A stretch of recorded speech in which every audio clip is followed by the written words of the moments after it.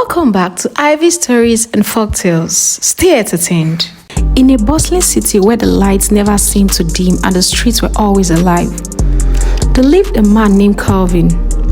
Calvin was a very generous man to a fault. In his village, he is known as a big philanthropist and a giver. He gives to both the poor, the middle class, and sometimes the rich.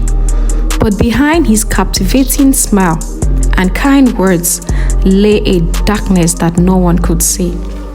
Calvin had a secret, one that he kept hidden from everyone around him. Calvin will chat and talk to young beautiful ladies on social media and invite them to his house, where he locks them up and kills them, sell their body parts as meat. Calvin had turned his generosity into a deadly weapon, preying on the vulnerable who sought help or companionship. One day, a pregnant woman from Calvin's own village reached out to him for help. She was struggling to make ends meet and needed money to care for her unborn child. Remembering Calvin as a very kind and generous man, she thought she could trust him. Calvin, seeing another opportunity, offered to help her, but only if she come to the city to meet him in person. Desperate with nowhere else to turn, the pregnant woman agreed. She traveled to the city and found her way to Calvin's house, hoping that his generosity would save her. But when she arrived, Calvin's smile turned cold.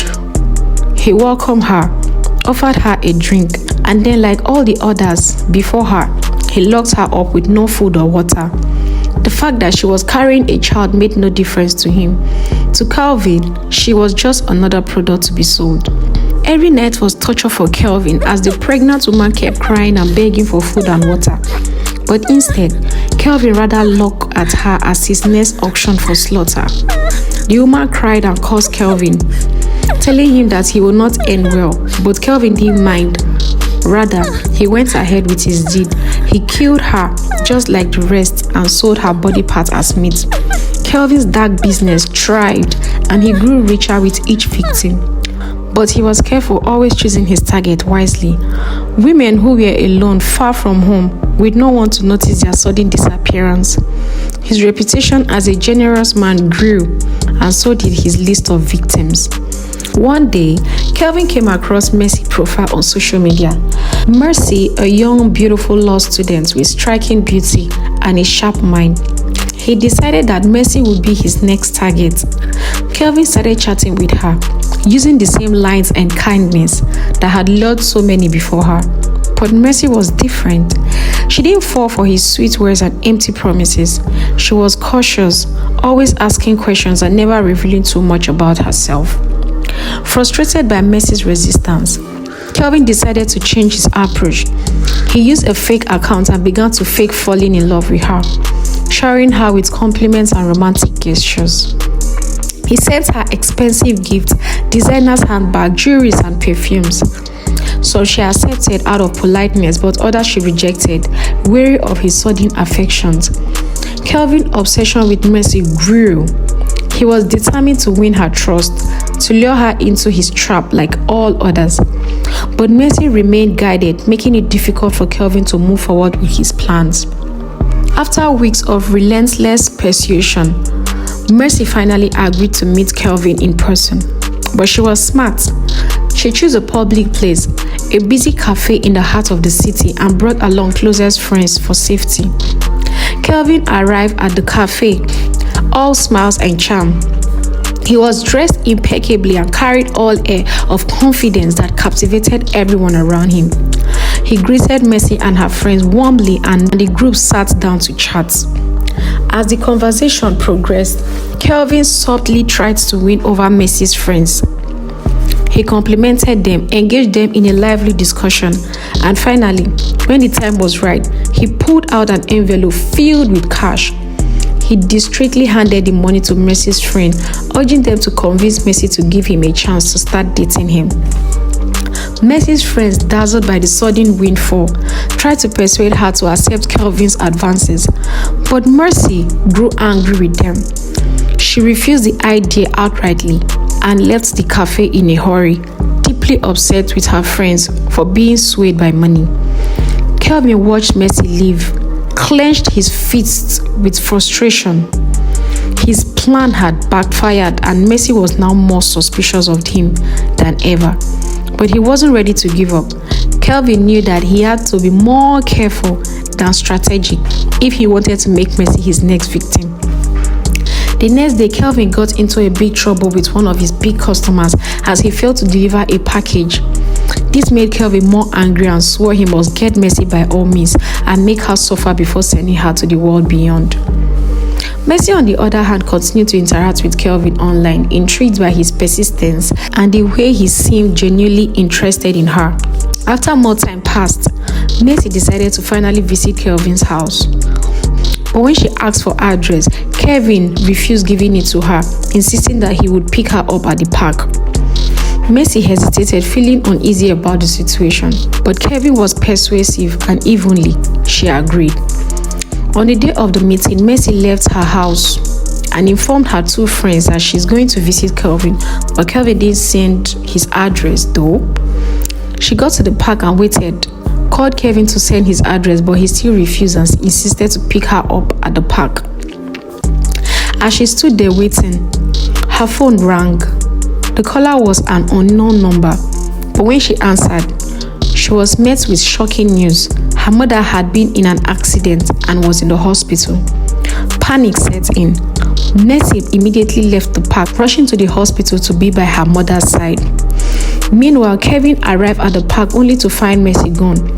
He called her repeatedly, his frustration growing with each unanswered call. When Mercy finally picked up and explained what had happened, Kelvin forced himself to remain calm, hiding his anger behind a mask of concern. But instead, his rage simmered. He had been so close and once again Mercy had slipped through his fingers. A few days later, Mercy decided to give Kelvin another chance. She was still cautious, but she felt guilty for having left him waiting at the park. She called him and suggested that they meet up again, this time to visit his house. But once again, Kelvin refused to give her the address, insisting that he would come pick her up at the park. Mercy's instinct told her something was off, but she ignored the feeling, convincing herself that Kelvin was just being protective. She agreed to meet him at the park, determined to finally see where he lived. When Mercy arrived at the park, Kelvin was waiting for her, his usual charming smile in place. He greeted her warmly, but inside he was sitting with impatience.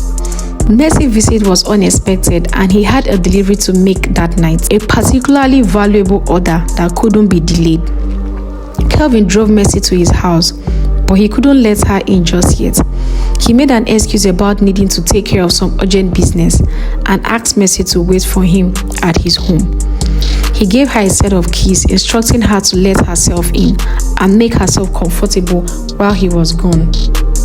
Mercy agreed, but as soon as she stepped inside the house, a sense of unease washed over her. The house was eerily quiet and the air felt thick with something she couldn't quite place. She wandered through the rooms trying to shake off the feeling, but it only grew stronger. As she explored the house, she noticed a door at the back of the hallway. It was locked, but something about it drew her in. She tried to open it, but it wouldn't budge. Her curiosity piqued. Mercy decided to wait for Kelvin's return, intending to ask him about the mysterious door. Meanwhile, Kelvin was on his way to make his delivery. He drove through the city streets, his mind racing. He had left Mercy alone in his house, a risk he had never taken with any of his previous victims. But he couldn't afford to lose his client, not when so much money was in line.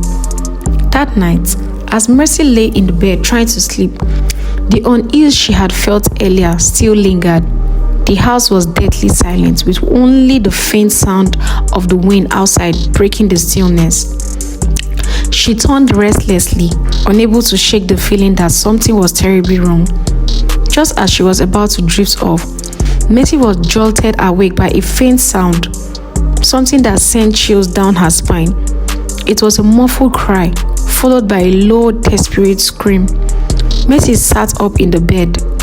Her heart pounded in her chest, Summoning all her courage, Mercy decided she couldn't wait any longer. She grabbed a sturdy stick from the hallway and quietly made her way to the backyard, where she saw graves and skeletons. As she drew closer, a foul stench filled the air, an odor so strong and putrid that it made her gag. The smell of decay was unmistakable. Mercy's hands trembled as she approached the door. She took a deep breath, raised the stick, and with all her strength, smashed it against the lock. It took a few tries, but finally, the door gave way, swinging open with a creak. What Mercy saw next would haunt her for the rest of her life. Beyond the door was a small, dimly lit room, and inside were young women, huddled together, their wrists and ankles bound in heavy metal cuffs. Their eyes filled with terror, stared at her in disbelief. The girls began to beg for her help, their voice hoarse from crying. They told her how Kelvin had lured them from social media, just how he had tried with her, and how he had killed others before them. Mercy's blood ran cold as she realized how close she had come to being his next victim. She quickly explained that she too had been lured here by Kelvin through social media. Determined to save the girls, Mercy rushed back inside the house, grabbed her phone and called the police. The police responded immediately, swinging into action as Mercy provided them with the location and details of the horror she had uncovered. They rushed in but instructed Mercy to stay inside the house and wait for Kelvin to return. Even though she was terrified, they needed more evidence to ensure that Kelvin would be brought to justice, and Mercy's role was crucial. Mercy's heart pounded in her chest as she agreed to the plan. She knew the danger she was in, but she also knew that this was the only way to stop Kelvin once and for all. The officers assured her that they would be nearby, ready to move in as soon as Kelvin arrived. As she waited, the minutes felt like hours. Mercy's mind raced with thoughts of what Kelvin might do when he returned. She had to remain calm, play her part, trust that the police would not disappoint her. Finally, in the early hours of the morning, Kelvin returned home. He entered the house, his usual charming demeanor intact, unaware of what Mercy had discovered. As he walked into the living room, he saw Mercy sitting there, her expression unreadable. Kelvin smiled, trying to put her at ease. He offered her a cup of juice, his voice smooth and casual. "You must be thirsty after such a long night. Here, have something to drink." Mercy declined politely, her heart pounding. She knew better than to accept anything from him. Kelvin's smile faded slightly, and a cold glint appeared in his face. "No problem," he said, his voice turning ominous. "It doesn't really matter. You won't be alive for too long anyways." Mercy's breath caught in her throat as Kelvin began to confess everything. He told her how he planned to lure her, just like all the others, and how he had intended to kill her, sell her body parts. He spoke with a twisted sense of pride as he believed he had already won. But as Kelvin finished his confession, Mercy looked him straight in the eyes and smiled, a smile that was both calm and confident, and she said, "Kelvin, the predator has become the prey. Watch." Kelvin's eyes widened in confusion and fear. Before he could react, the front door burst open and the police stormed into the house. They had been listening to everything through the phone Mercy had secretly kept connected to the call. Kelvin tried to flee, but it was too late. The officer quickly subdued him, placing him in handcuffs as he screamed in rage and disbelief. Mercy stood up, her heart still racing, but a sense of relief washing over her. As Kelvin was led away, the police rescued the girls who had been trapped in the hidden room. The sight of other victims now free and safe filled Mercy with a profound sense of accomplishment. She had not only saved herself, but had also brought an end to Kelvin's reign of terror. In the days that followed, the story of Kelvin's crimes spread throughout the city, shocking everyone who had ever known him. The wealthy clients who had brought his exotic meat were surprised to know that they were eating human meat all this while. Mercy, hailed as a hero, received widespread recognition for her bravery and quick thinking. But she remained humble, knowing that the true victory is in the lives that have been saved. Kelvin, who had preyed on innocent people, was now behind bars, awaiting trial for his heinous crimes. He had lost everything: his freedom, his wealth, his power. For Mercy, life would never be the same. The memories of what she had uncovered would stay with her forever. But she knew that she had done the right thing. She had faced the darkness and brought it into the light, ensuring that Kelvin would never, ever harm anyone again. Thank you for watching. Do well to subscribe, like, share, and drop your opinion in the comment section below.